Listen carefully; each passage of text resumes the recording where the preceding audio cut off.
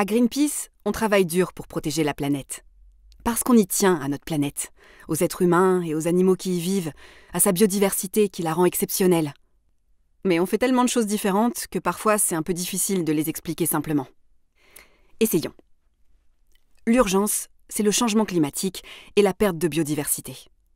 Le défi est énorme, et on a beau être Greenpeace, on ne peut pas tout faire.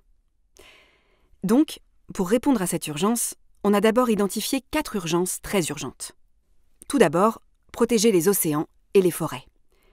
Ces écosystèmes abritent une biodiversité exceptionnelle et sont des éponges à carbone qui aident à réguler le climat. S'ils disparaissent, on est mal. Face à ça, on a 2 activités humaines parmi les plus néfastes pour le climat.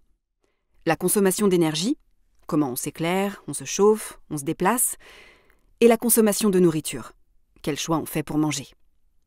Notre objectif, c'est de changer en profondeur ces 2 domaines pour diminuer leur impact. Pour exposer au grand jour quels sont les problèmes et les solutions, on mène des enquêtes de terrain, sur la terre ferme ou en mer, avec des scientifiques, des populations locales, des expertes et experts, on produit des analyses et des rapports. Et pour obtenir des résultats, on a 2 leviers, l'individuel et le collectif. À l'échelle individuelle, Greenpeace informe et sensibilise les gens sur l'état de la planète, leur impact et comment agir. Ça permet aux gens de changer leur comportement et leurs habitudes de consommation dans la mesure de leurs possibilités.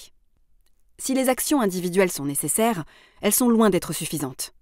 On a surtout besoin que les choses changent à l'échelle économique et politique. Pour ça, agir individuellement ne suffit pas. Il faut se mobiliser collectivement et mettre la pression sur les entreprises et les responsables politiques. Pour les confronter et dénoncer leurs mauvaises décisions ou leur immobilisme, on organise des manifestations et des actions, on dépose des recours en justice. Et pour que ça fonctionne, on a besoin d'être le plus grand nombre possible à nous mobiliser. Car plus on sera d'adhérentes et d'adhérents, plus ça fera de voix pour que Greenpeace puisse peser, être écouté et obtenir des changements concrets. Pour la planète, pour nous, pour les autres, pour l'avenir, mobilisons-nous dès maintenant.